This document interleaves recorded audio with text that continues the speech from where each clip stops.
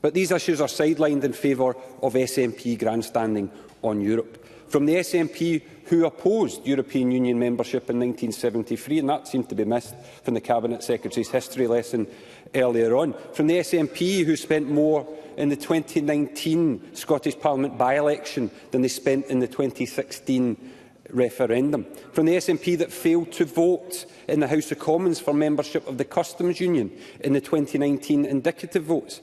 And from the SNP Cabinet Secretary who, when in the House of Commons, described the Lisbon Treaty, one of the foundational documents of the European Union, as unacceptable and a travesty. The UK Labour Government is getting on the job of fixing the mess that the Tories left in relation to Brexit. And I've said to Mr Robertson, I'll say it for a second time, Mr Robertson's policy isn't for fishing to be devolved. He wants to rejoin the European Union and rejoin the common fisheries policy. And that was, I think, the context of his quote about the Lisbon Treaty was in relation to fisheries when he called it unacceptable and a travesty. The UK Labour Government is getting on with that job to reset our relationship with the European Union, to support Scottish businesses and jobs, which the UK Labour Government is doing by negotiating trade deals with the United States and India, to protect our citizens, which the UK Labour Government is doing by increasing defence spending. I want to make some progress, thank you.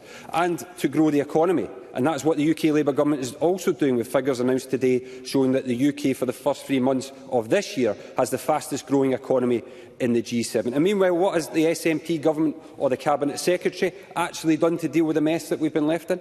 I would say nothing but complain from the sidelines. But the SNP have done one thing at least to rebuild relations with our EU neighbours.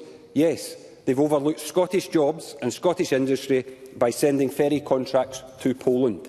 Hardly actions of a nationalist government. I welcome that the UK Labour Government has stated that it will work in the national interest as well as seeking cooperation with the European friends and neighbours on key issues in line with the manifesto it was elected on.